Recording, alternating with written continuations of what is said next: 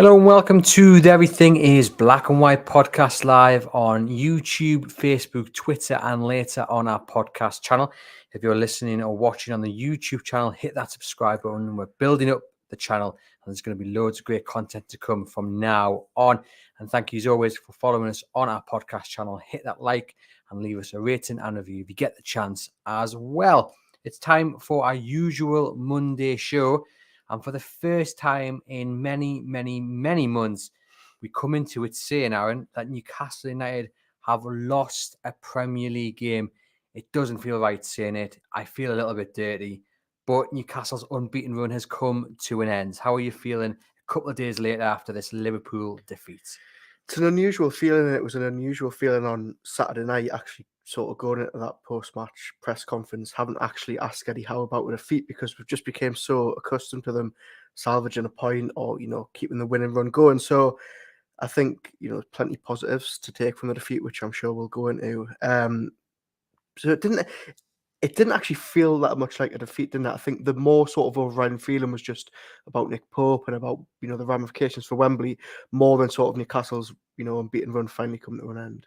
Well, this is it. I actually felt more down and angry after Newcastle drew with Bournemouth. I left St James's Park on Saturday, having watched them lose 2-0 to Liverpool, thinking, actually, I'm in a good mood here. It seems strange because the unbeaten run came to an end, but that was their best performance I felt in the Premier League this year. It's certainly up there. I think maybe in 2023, it's probably been the best. I think.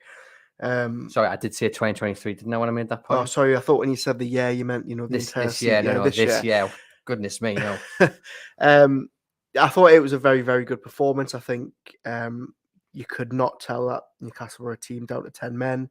It was just sort of 12 minutes of madness in the first half that really cost them both on Saturday and, could potentially cost them next week. But I think, for 75% of that game, they more than matched Liverpool. And yes, I had a lot of angry Liverpool fans in my Twitter mentions on Saturday night when I tweeted that, saying, we took a foot off the gas because we had Real Madrid. But actually, I think it was more Newcastle, actually putting, the game to them and more than matching them. Yeah, Newcastle had their chances before Nick Pope's red card. Bless him, he's here on the green screen behind us looking dejected, understandably, because he does miss that EFL Cup final. But they had the chances, as we say, before he got sent off and afterwards. I mean, in the second half, when you expected them to really be tiring, Isak flashes one wide. There's a couple of headers. Newcastle were really pushing Liverpool. And at times, I don't think you could really tell there was a man advantage in Liverpool's favour. I don't think you could at all. I think, under previous managers, I think Newcastle go 2 down inside 20 minutes, have their keeper sent off. That would have been a bloodbath. But really, Newcastle more than matched them. They were still, going for it. I know we're going to, talk lots about Saint-Maximin, but I thought he was really crucial in making sure that Newcastle was still driving forward. And I think on another day, they would have actually salvaged a point, if not more, because Alisson had to make a fantastic save for Saint-Maximin in the first half. He's denied Callum Wilson at the end, and Dan Burns hit the bar. So on another day, Newcastle could have came away with something from that. Yeah, you really felt if one of those chances goes in, that Callum Wilson effort goes in with 5 or 6 minutes remaining, that it would be a nervy end for Liverpool. And I felt that Newcastle would draw level. But I guess for all the positives that we're finding in them, and we've only spoken about a couple, and there's plenty more that I took from the game. The Nick Pope red card aside, because that's a massive negative. The other negative aspect, I guess, was the fact that their clinical touch is still not there. What we were seeing earlier in the season, when nearly everything they were hitting was going in the back of the net, or even if they were only creating 2 or 3 chances, they were putting them in the back of the net. It's totally just not there anymore. And you do wonder, what more Eddie Howe can do, because he can set up his team, he can set them up in a way where they create chances, and they did create plenty on Saturday. It's down to the players, though, isn't it, to put it in the back of the net, and it's just not happening at the moment. Yeah, I think Howe is still probably trying to work out what his best front 3 is, because, he's starting Wilson. Wilson's getting injured. Isak's having to come in. Saint-Maximin's back because obviously Bruno has been suspended. I think, you never really know which 3 are going to start at the minute, and I certainly don't know which 3 are going to start at Wembley on Sunday. So it is a concern. I think the stat is 6 goals since Boxing Day, and 3 of those came on Boxing Day. So, Howe knows this. It's been a problem the last couple of weeks, and it's something they need to, rectify. And what makes it, more pressing is the fact that Manchester United are scoring goals for absolute fun. 3 yesterday, 2 against Barcelona. Marcus Rashford just seems to, be hitting such a purple patch this year. So it's going to be interesting to see which 3 goes for on Sunday, I think. Yeah, most certainly. We'll get on to more Wembley chatter later in the show. And again, we've come on this podcast, this episode, to try and talk up Newcastle's performance. And like I say, I felt they did really well. But there was another negative aspect I think we've got to talk about, and people in the comments have mentioned it already, is the defence. Because for that first goal, the defence had just parted, and whether it was a lack of communication between Trippier and Shea that allowed Nunez, wasn't it, to run through, Mm-hmm. I don't know. But again, it's not like Newcastle United are conceding goals of quality. I mean, it was a lovely pass, but if your defence, or if it's Newcastle's defence from 3 or 4 months ago, that's not happening. He's not getting a shot off on target there. He's not scoring. Mm-hmm. But the last 3 or 4 games, the goal against West Ham, the goal against Bournemouth, all very basic defensive errors. And that's what's costing Newcastle United. It'd be a little bit easier to sleep at night, I think, if indeed Newcastle were getting beat by 30-yard screamers or a Peter Beardsley, dribble through the middle. But they're not. It's largely in part down to their own mistakes. Yeah, the last 3 games, you've started to, see little cracks in this defence, which has been so solid the last couple of months. Obviously, West Ham and Bournemouth, 2 very, very poor set pieces to concede. I actually thought in real time on Saturday, and obviously it's a bit difficult when you've got your head buried in the laptop and you're trying to keep up with everything that's going on. I actually thought it was 2 just fantastic bits of play from Liverpool, but when you watch it back, actually, Trent's assist and Salah's assist, they were fantastic, balls over the top, but the defence does look all over the place. I think Trippier, just sort of stops and puts his hand up when Nunez runs through. Gakpo is just allowed to, wander unmarked when Salah plays the ball. So that was the first time for me, really, in a long time, and I can't really remember the last time I thought this, that Newcastle's defence actually did look penetrable. They've gone months without conceding big chances, without conceding, hardly any goals. And, should we have expected this? Was it always going to happen? They can't, even Manchester City, leak goals, even the best defence in the world do. Should we have expected it? Because I feel like we're sat here shocked that it's happened. I don't know, but I think part of it is it's been so good for so long. You so forget, now, don't you? That yeah, and now it's about how you react from that. And obviously, I don't know if it's good or bad that Newcastle's first chance to react will be in a cup final.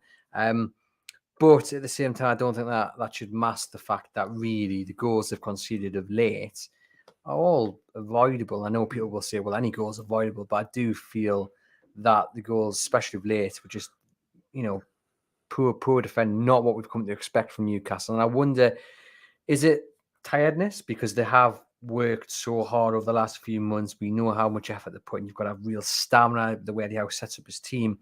Is it the mind has been allowed to wander onto Sunday's final? Is it a mixture of both? Or maybe we're wrong. Maybe especially Liverpool's goals, maybe they were just top class goals. I think there's an element of that. I think Salah's ball over the top, first time was very well. Trent has, made a career out of picking passes like that over the top. So I think there's a bit of both, but I do agree that Newcastle did look a bit more fragile than they did. I mean, Liverpool really could have had another 2 or 3 if they wanted to in that second half as well. Dubravka made a fantastic save from Nunez. Robinson, probably should have scored as well. So look, sometimes, and this is an Eddie Howe classic, sometimes defeats can actually be positives. And look at the reaction after Cambridge and that run they went on at the second half last season. Look at the reaction to the defeat against Liverpool in August. It's been well documented how well that was. You've got to hope that this is just a reset, refocus the mind, and it's back to it on Sunday. Well, David Stratton here makes an excellent point on Facebook. I wonder how much the undefeated run has played on their minds. Maybe we've been going out to not lose rather than try to win. And he might have a point in terms of, they don't want to throw away that unbeaten run.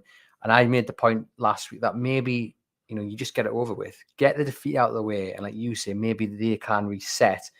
Again, though, I made the point that is the reset button being pressed just a few days before final, the right time to do it.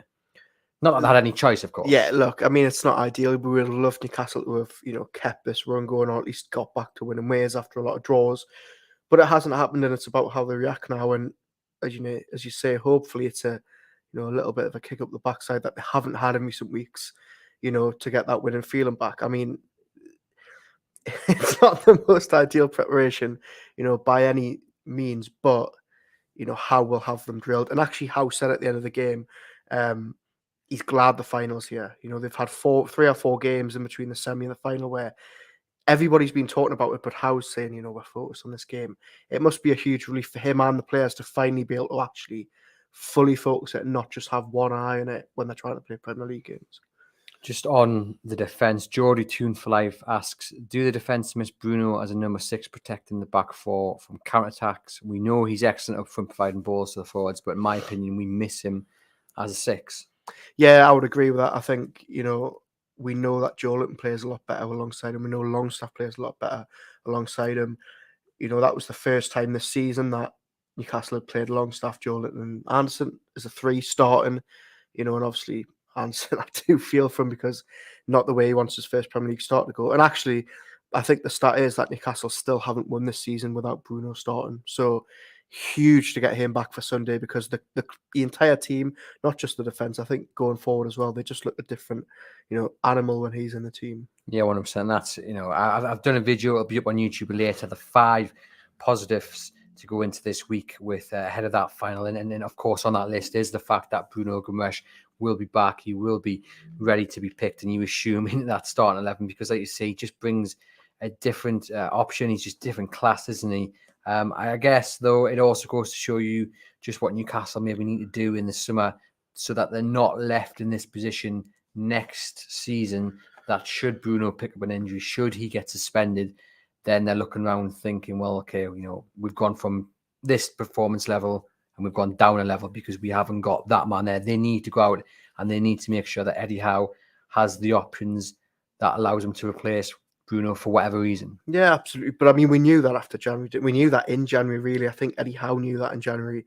And that decision to let Shelvey go just, looks more and more ill-judged every day. But,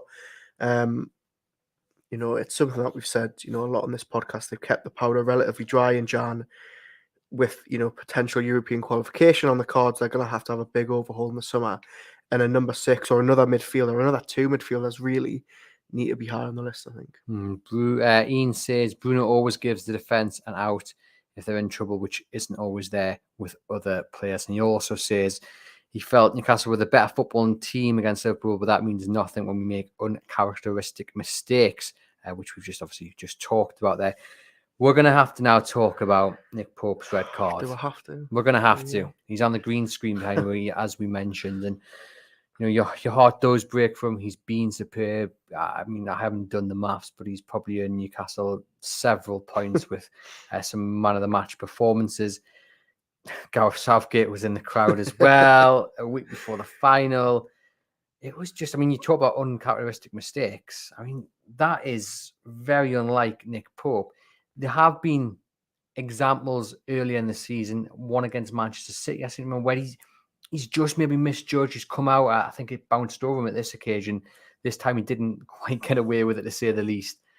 It was instinct, wasn't it? It was. Absolute instinct, and probably proves why he's a goalkeeper rather than an outfield player. Just sum up your initial reaction in those moments. What did you think? I'm trying to think. Don't swear. Yeah, don't swear, right? I had to watch my words there. I think it was a moment of, oh my God, what have we just seen? A lot of heads and hands in the press box. And then there was just sort of this 2 or 3 second delay while everyone was just, the cogs were turning and everyone sort of looked at each other and went, oh my God, the final. Oh my God, what are they going to do? And actually the funniest thing was that, I got picked up from the stadium on Saturday night, and my partner turned it was and went, oh, I've seen about Nick Pope, I'm gutted. At least we got Dubravka. And I went, no, Dubravka's cup time. And she went, oh, bloody hell, well, at least I've got Darlow. And I was going, yeah, you really, if you thought Newcastle were in a bit of a pickle, times that by 100. But yeah, it was, as you say, very uncharacteristic, very unfortunate. Pope came flying out of his net after about 5 minutes, didn't he, and headed one clear. Very similar when Nunes was racing in. And I had my heart in my mouth at that point. And I think he's probably came out again thinking, right, I've done this once, I can do it again. As he slipped, he's misjudged the ball. And then it's just instinct, isn't it, to put your arm out and stop it. But his first mistake all season, and it's the the most costly one. And a lot of people are saying, well, Longstaff was there. Was it a red card? It was a red card. It was a red card. And obviously, we were all fighting for the black and white, but it was red card. Salah was through, and it is harsh. Of course, it is in terms of him missing the final, but it's not harsh in terms of the rules, because the rules are you've stopped a goal scoring opportunity.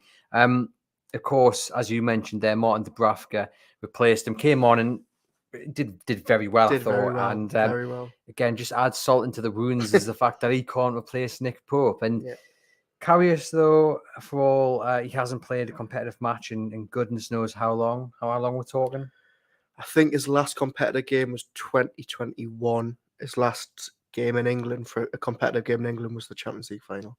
Goodness me, that is a long time. How many Prime Ministers have we had since then? 4 or 5, I think. But, he did play in the friendly in Saudi and he impressed. And I know the levels are nowhere near what we're expecting on Sunday against Manchester United. But, the romantic in you might say, well, he has the headline to be written. It is, and I've said this in the office, I know I've told you off camera, it is absolutely nailed on that Newcastle United win this final on penalties and Loris Karius is the hero of the day. It's just, you could not write a script like it, and he's going to get that fairy tale ending. I can feel it in my bones. Yeah, I can see the headlines being written, ex Liverpool goalkeeper who was hounded out for a mistake wearing the red of Merseyside, actually, stops one of their fiercest rivals from picking up the first cup of the season. Yeah, in all seriousness, I know we're joking about Karius, but for him, it's going to be a huge game because his career basically fell off a cliff after that game. He really, really struggled. And I was sort of reading a piece on it today about him receiving death threats off Liverpool fans, and to sort of be kicked to the curb by the club and having to try and rebuild your career in Turkey and Germany, for him personally, it is going to be a huge game. And I think Eddie Howe, is probably the perfect man to be having the arm around the shoulder this week and to say, whatever's happened in the past, it doesn't matter. And also, everything you hear out of the club is how well he trains, how good of an influence he is. And Newcastle United would not have kept him on the books in December if he was not good enough to be at the club. Well, that was my first thought when we all realised it would probably be him starting in net at Wembley, was that, as you said there, he's clearly done enough for Eddie Howe and the club to keep him on, because he was only meant to be in there for a few months, wasn't he? Until maybe Dubravka could potentially come back, and they've kept him on. And, if it's good enough for Eddie Howe, then it's good enough for fans to back him and believe him. And to be fair, I've not seen people getting on his back at all. No, because I don't think anyone it goes back to the kind of the mantra Eddie Howe has, isn't it? We win together, we lose together. And, let's get behind him, because at the end of the day, it's a team game. David says here he's not too worried about the goalkeeper situation, more concerned about scoring goals, which is a valid point. And we will get on to Saint-Maximin in a moment, because he looked like the man who could score against Liverpool. But what I want to do is just hear from Eddie Howe, because we've got a clip from his press conference after the game against Liverpool, and he was asked about Nick Pope. So this is what he had to say. Yeah, he's very disappointed, understandably, as we are for him. He's been magnificent this season for us. He doesn't deserve to miss the game, but it is what it is. We'll see what our options are. But we have Loris and Mark, who have trained really, really well this season. They've been a part of the goalkeeping team all season. They're both fit and ready to play. Just looking at Eddie Howe there before we got into what he said about Nick Pope, in listening to him, he looked a little bit dejected. You spend more time in press conferences than I do. Is that a fair kind of analysis of what we've just watched there, or was that kind of what he's always like? He's always very calm. Win, lose or draw, he never gets too animated. I think you could tell he was very disappointed for Pope. Personally, I think You know, he did admit in the press conference that he hadn't spoken to Pope since the game had finished, but you could see he was visibly, sort of upset by it. But I think he just felt for his goalkeeper in that moment, you know, given, you know, the sort of the size of the error. So how does he pick Nick Pope up? Because obviously he's going to be devastated. It's like you put the lottery on every week, isn't it? And the one week you forget, your numbers come up. I imagine that's kind of the feeling. How does he pick him up for, you know, I mean, because he's obviously going to be involved, isn't he? He's going to be in the dressing room. He's going to be on the plane down. He's going to be involved, and he's going to have to put on a brave face, I imagine, because clearly he's going to be hurting inside when then players go out. But you don't want to show that. You don't want to let on that because that will impact the dressing room. Yeah, look, there's absolutely no doubt he's going to be on a personal level devastated. But you know, I've spoken to former teammates and coaches of Pope, you know, for past pieces, and they all say the same thing about his character, his testament. He's the nicest, you know, bloke you could ever wish to meet. He's clearly a very, very good trainer. Look, he's an England international with plenty of experience. He'll know that he's got to still do his bit for the team. Eddie Howe will want him to still do his bit for the team. And I don't think, you know, there's going to be any sort of doubt about him sulking or anything like that. Not a chance. No, fingers crossed. And like I say, it's just a terrible shame that he's going to be missing. The defeat in general, what does Eddie Howe say to those players? What do you think he said afterwards in the dressing room? Was it right? This is what's happened. We push it away now, and our focus is, I don't know whether back in training on Sunday, back in training today. The focus is just on that final. And if that was them, because, you know, it's one thing saying it, but, you know, your unbeaten runs come to an end. You've lost your goalkeeper. You know, it's going to be on your mind. I'm not so sure that, you know, there will need to be this big inquest about putting it out the back of our minds, because actually Eddie Howe came out in the press conference and said he was really happy with the manner of the performance. He was really happy with how the players defended. He was really happy with the fact that they could have probably got back into the game. So I think more than anything, he'll be saying we need that type of performance that we had, you know, for 70 minutes on Saturday. We need that at Wembley. If you can cut out those early mistakes and, you know, just sharpen up a few things. I don't think he'll be, you know, I don't think it'll be a case of him having to completely, you know, G the players up again. I think the performance was good enough, you know, to sort of to warrant that they can just, you know, sort of go again on Sunday. Yeah, no, I agree. I think they played, as I said to you off camera, there's a way to lose a game against 10 men, and as it is, that's probably one of the better ways to lose a game, because you're going off thinking, well, we could have had at least a point there. We could have won the game had we taken our chances. It wasn't a cricket score. It wasn't a collapse. And for all Liverpool fans might say, well, it was us that took our foot off the gas. In reality, Newcastle pressed them, and at times they really struggled. And one man they struggled in particular with was Alan Saint-Maximin. And I am so relieved that we can now stop saying, remember that Man City game? He was excellent against Kyle Walker. He terrorised him. We can now say, remember that Liverpool game? He was the best player. And they couldn't handle him. That double up on him. He created chances. He looked energetic. He looked like the Maxi of old.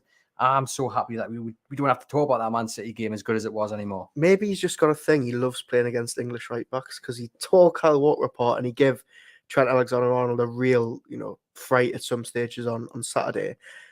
He's got to start next week, hasn't he? Well, I think he's probably played his way into the starting 11. I think before this game, not a chance. If you'd asked me, no, he wouldn't have got into the cup final team. But I think based on what we saw on Saturday against 10 men, he just looked like the only one that could really do anything. I mean, the cross that he put into Isaac, and Isaac flashed one wide. It was brilliant, because, you know, he went forward, went back, and then pulled it back. It was good, and it should have been in the back of the net, really. But yeah, I think he's probably played his way into the starting 11. I know we're waiting on Joe Willock and if he's going to be fit or not. And Eddie Howe doesn't really like to change from his first 11. But, you know, if Joe Willock's not 100% fit, are you going to risk him? I just think what we saw from Maxi with Newcastle, a man down, what could we get with Newcastle level pegging? He's the ultimate confidence player, and nothing will have given more confidence than coming off the pitch and going on to Twitter and seeing every single Newcastle United fan pretty much in unison saying he was the best player on the pitch. You know, I mean, I know, you know, on the Chronicle we put a tweet out yesterday saying should he start, and I looked at the replies to that expecting it to be a bit mixed.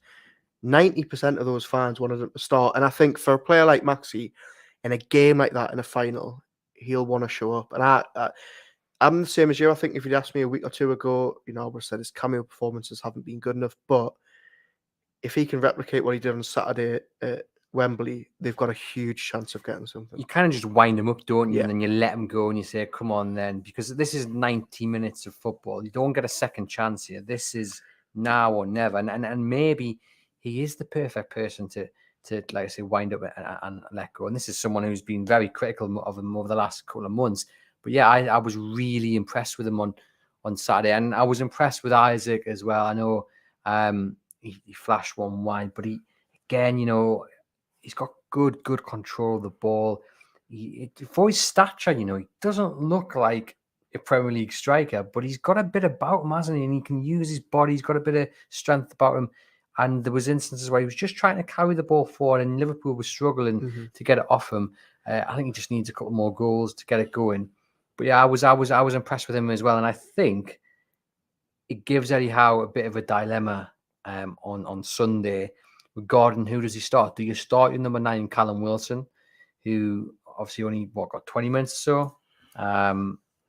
How is he going to train this week is going to be the big question. Or do you start your £60 million man who impressed again with Newcastle at a disadvantage? Yeah, look, I think a lot of it in terms of Maxi, I think depends on other situations. It depends, as you say, on Willock's fitness. There's, a couple of headaches elsewhere. Does he go, with Target? I mean, I don't think he's going to bring Target back in, but I know there's a couple of people saying Burn has maybe looked a bit out of sorts of late. I think Burn does keep his place, and then obviously you've got Wilson and Isak. Does he have to move Isak out wider? There's going to be a lot of moving parts this week. It'll depend how a lot of them train. As Eddie Howe obviously makes it clear very often that he likes to, judge it on their training sessions. So I don't envy him, but they've got options, which is good. They're going to have options off the bench. Gordon is going to be off the bench. Maxi potentially to come off the bench. So it's looking a lot brighter than it did a couple of weeks ago. Got loads of people in the comments on about this one. So David says, let's start both together. Ian says he wants Isak to start. 100% not a big fan of Wilson. Joe says, let's start Saint-Maximin, Joe Linton, Miggy and Bruno. Joe, let us know who you're starting up top there. Who else have we got? We got Andrew saying it's got to be Maxi, Isak and Miggy as the front three. Roger says, is it too early to choose the number 9 spot? Isak for me, as him and Maxi are bouncing together. That's a very good point. I think that they look very good together on the pitch, and Maxi's spoke about it, how he's already feels like he's formed a partnership with them. I know that the two of them are obviously both asking for extra training sessions when they were trying to pick up the pace. So yeah, I think the two of those together look really dangerous, and I've just remembered that Anthony Gordon actually won't be available. See, I was coming up in the comments then. Yeah. I was thinking I definitely didn't say that. Yeah, that was me saying that. It's all right, listeners and viewers. We're just testing that you are paying attention. Our news. And he's a pass for flying colours. Yeah, he's a wall pass. Thanks for all these comments. Yeah, I mean, because like I say, just with it being that one game where obviously you can't get a point, and this is the one moment to make history, and I think I would start Isak. I think I would start Isak and Saint-Maximin. But I think he'll start Wilson.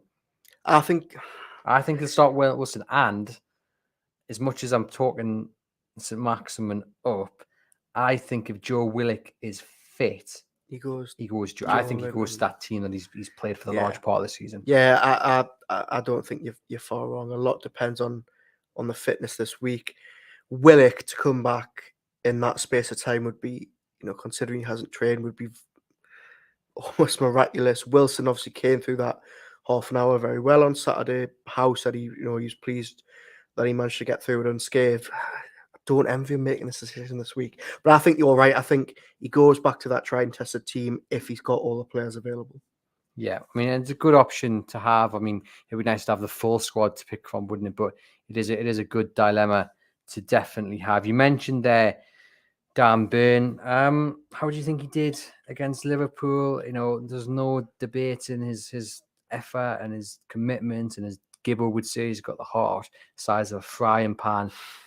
But again, I mean, he wasn't exposed. I don't think it was as exposed as he was against Bournemouth, but it's probably coming to the stage, isn't it, where you got to say, right, if we've got a proper left back there, an out and out defined left back, we've got to get him back in. But as you say, is Matt Targett going to be? I mean, A, is Matt Targett going to be fit and ready enough for the final, which is probably no, and B, would Eddie Howe do that to Dan Burn? Again, the answer I would think is probably no. I think Burn actually did okay on Saturday night. I thought, going into the game, I was a bit worried that, he was up against Salah and Trent is obviously going to be bombing on. But I thought he held his own. I thought he was arguably the best of the 4 defenders for me. But I just think this weekend against either Sancho or Anthony, you do sort of worry that maybe he's the one to get exposed. Targett obviously came back at the weekend. He was involved in an under-21 game. So it's good to see him back playing. But I think Burn keeps his spot. And that question about, who comes in is probably safe for a later day. Maybe I was watching a different game then, because Ian says Burn was decent for me. To coin a phrase, says Burn was class this weekend. So always nice to be told I'm incorrect. I'm seeing a lot of people talking about the Man United Leicester City game, because we did learn a few things from that game. I think, as David said in the comments, Man United are not unbeatable. They won that game comfortably in the end, but they could have been 2 or 3 down in the opening 20 minutes or so, and it was just Leicester not taking the chances. David De Gea making some fantastic saves. But I guess the point comes to what we said earlier in the show. Like Newcastle, Leicester just lacking that clinical touch, and it's no good having those chances, forcing great saves, hitting the woodwork, if at the end of the game, the little graphic in the top corner is not in your favour. Yeah, I was having a little chuckle at myself when David De Gea pulled off that second worldie in the space of 10 minutes, just thinking, poor Nick Pope has just had the complete opposite weekend to Gea. But they are beatable. Leicester, as you say, could have, really putting the pressure on early. They've got a very, very big game on Thursday against Barcelona, which we need to keep our fingers crossed goes to extra time, because we need those tired bodies. But look, with Casemiro, who's been absolutely fantastic, they look really, really good. Rashford has just hit this purple patch. But the game is there to be won. I don't think, it would be a massive shock if Newcastle won, even though, they haven't had the best preparation. But certainly at the minute, Man United have got the advantage. And a lot of people, including myself, shocked that Sabotizer escaped a red card. I'm not really sure what the video assistant referee was looking at. A lot of people are saying, well, you slow it down, you take a still image, it looks horrendous. But I think even in real time, it doesn't look very pretty at all. And even if you have to slow it down and get a still image and it looks horrendous, that is the whole point of VAR, not to manipulate what you see, but to see it for what it is. And I've got to be honest, and by the way, I'm seeing a few people saying that David Coote was the video assistant referee. We've done a bit of a search. He wasn't. We believe he was the video assistant referee for the Spurs game, but it was Paul Tini who was the video assistant referee for the Man United game, and would have been the person who did or didn't look at that incident. So no conspiracy theories, please, about the referee on Sunday. He's not a Manchester United fan. We're just gonna reaffirm that.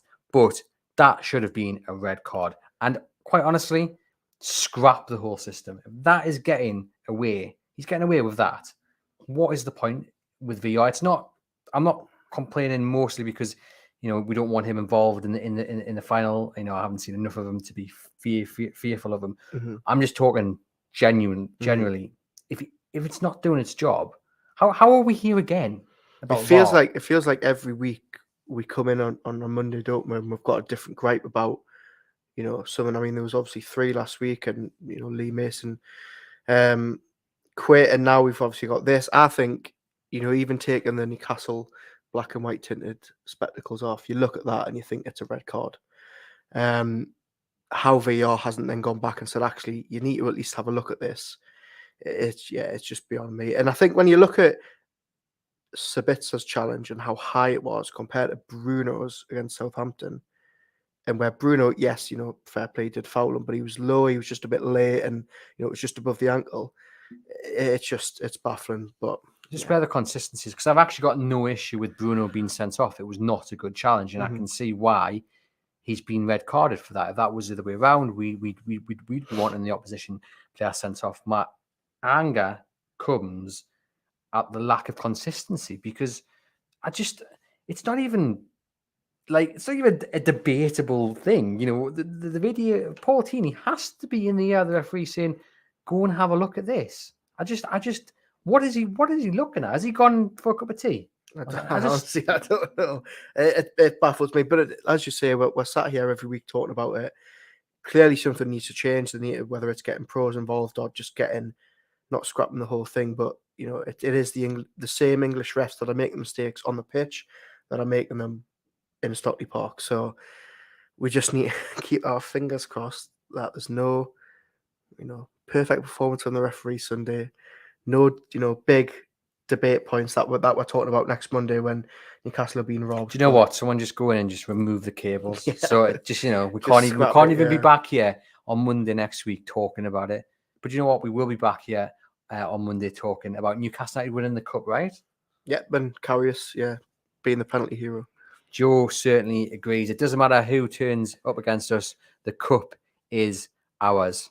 There we go. I'm loving that response from Joe. Let's then talk a bit more about the final. We've got loads of great content coming up on the podcast channel. You'll have an episode with Tommy Craig tomorrow, which is going to be a nice one to listen to. You can also see the print version of that in our Wembley supplement. Still time to pick yours up if you get it.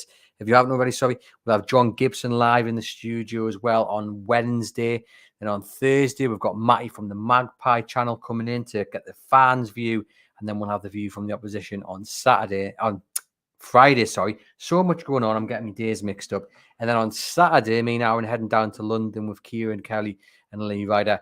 And we'll upload quite a few episodes on YouTube, video episodes and podcast episodes live in London, our live events in the Dolphin and the Nag's Head in Covent Garden. And then kind of a video diary I think we're going to do with our Greg sandwiches in the morning. Sounds good to me. That's the idea. If you're paying. If I'm paying, fantastic. I'll expense it. And then we're going from Sunderland, aren't we, as well? Yeah. So if you're getting the train from Sunderland and you spot us, come and say hello. We're also getting a flag done as well. I'm going to mention that. Thanks to Gavin from Websites and Print in South Shields. He's kindly given us a flag. So hopefully we'll have that later this week. We'll have it in time for Wembley. And I'll be back in the studio next week, hopefully as well, on the back of a cup victory. So lots of exciting stuff to get on with and to watch out for. Have the nerves started to build yet, do you think? A little bit. I came in this morning and there's a little bit of a different feeling, than coming to work on a normal Monday.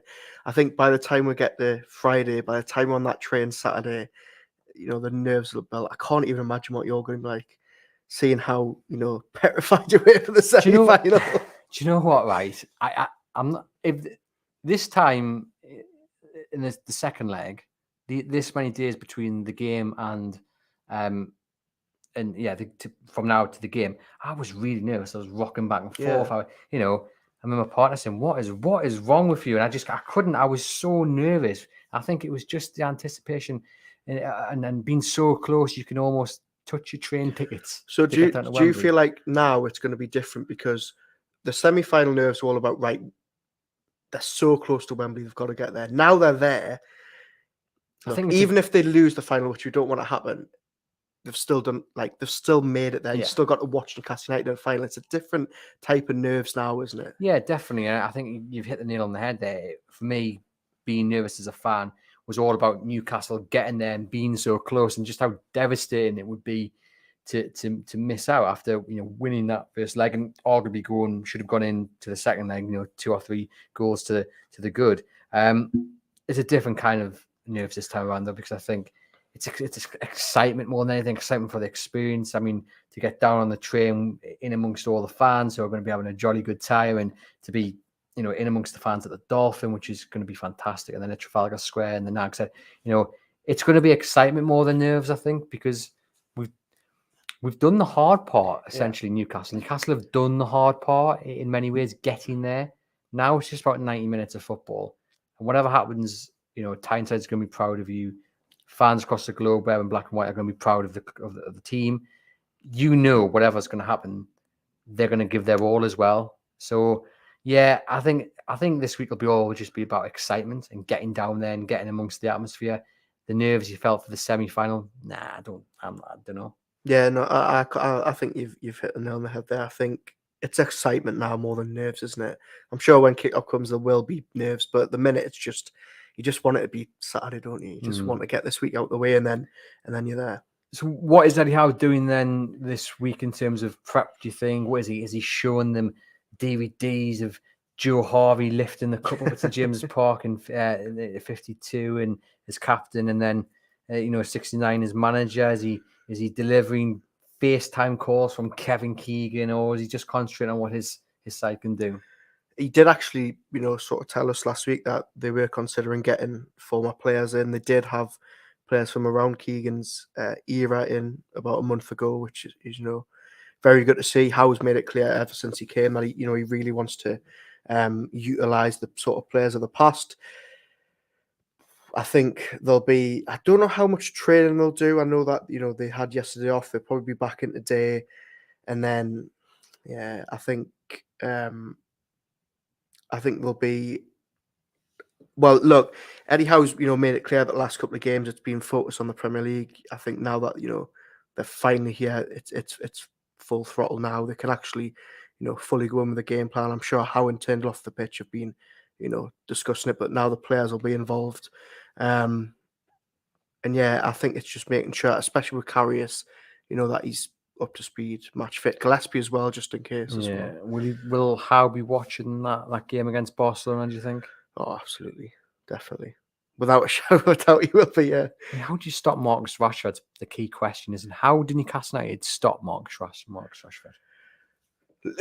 Look, it's going to be interesting. I don't think there's an answer to say how do you stop him. He's in such a great vein of form. Anytime he touches the ball in and around the 18-yard box at the minute, he looks like he's going to score. Very, very interesting to see where he plays for Manchester United on Sunday, because obviously we know that he can play down the left or down the right. With obviously depends whether Weghorst plays. But look, he's probably the most informed player in the Premier League, and Newcastle need to find a way to stop him on Sunday. Peter says, nope, sorry lads, it's nerves, all right. And David says, we don't condone this at all, by the way, David, but he says we just kick Marcus Rashford. So, I mean, that's your take. I'm not sure that'll be Eddie Howe's take. Jody says, stop the supply to Rashford, which means you stop Fernandes. And Roger says Bruno and Botman will smash him, I'm sure, in the most polite of manner. But, do Newcastle have the players to stop him? I think they do. Botman, for all he hasn't been at his best recently, and you throw the whole defence into that, that back four, meanest defence in the Premier League, kept all them clean sheets. If they're on their day, they can shut out Rashford easily.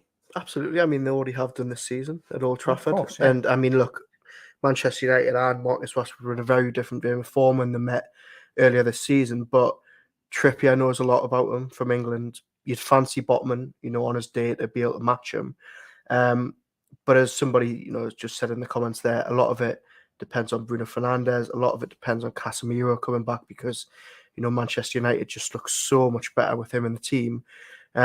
So look, there's going to be players all over the pitch that they need to stop. Jadon Sancho's come back into form. It's going to be a very, very tricky afternoon, but you'd fancy Newcastle on their day to match them again. 100%, and I'm confident whatever happens, they're going to give Manchester United a real game. But I'm quietly confident, Yeah, look, I think we're going to be sat here in a week's time, Monday afternoon, Loris Karius on the green screen, lifting the cup, continuing his 100% records of playing for Newcastle United in cup finals and winning. So there we go. Let's just then run through your team before we sign off, before I get your score prediction. So, Karius in goal. Yeah. Kieran Trippier at right back. Yeah. Botman and Shea in the middle. Yeah. With Dan Burn left. Yeah. Yeah. And then Joe Linton, Longstaff, Bruno. Hang on though. Is everybody fit and available? Everyone's fit and available. How fit and available are they? Let's just what everyone is 100% fit and available. We'll say that. Bruno, Bruno, I'm glad you're not paid to make the decisions. Joe Linton, Longstaff Bruno, Joe Linton, and Longstaff. So, in the middle, yeah. and then Miggy, Maxi, and Wilson. So, Joe Willock, despite being 100% fit, in this scenario, by the way, ladies and gents, we haven't got that confirmed, would miss out. Yeah. Yeah? Why? If you'd asked me a week ago, he wouldn't have, but I just think I'm really, really wanting Saint-Maximin to start now when he changes things. And I get what you mean and what we said earlier. I think Howe probably doesn't do that. I think if Willock is fit enough, I think he does revert to that team that did so well from over Christmas. But I'm just really excited to see Saint-Maximin. I think everybody said for weeks he needs to start showing, off the bench. He needs to prove he's got a future here. And he's put in one of his best performances in a long time. And I think he should start on Sunday.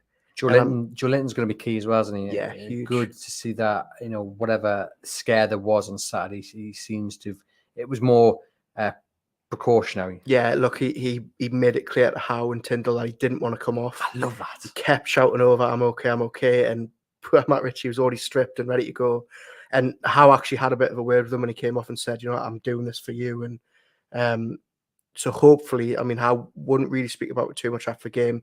Obviously, they'll have needed to, assess him, but he says he's hopeful for Sunday. So he's just been an absolute force, hasn't he? He's the new sort of steady Eddie, isn't he? Every week, he's doing 7 or 8 out of 10 for me, if not more. So, yeah, I think it would be a huge blow if he misses Sunday. He's stolen Paul Dummett's record, hasn't he? He's the new 7. Well, no, I feel like 7 out of 10 is too much of a insult. I think he's the new 8 out of 10.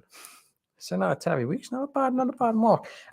Yeah, been very impressive. I do think if anyone's going to have a massive impact, and we know how big Bruno's going to be, I think Bruno more maybe the creative spark. Yeah. I think Joe Linton's just going to be that kind of tank that you drive through the wall, isn't he? Yeah, he's going to be crucial for dealing with Bruno Fernandes and Fred and Casemiro, which is probably the 3 to go with. What's your team though? That's what my team.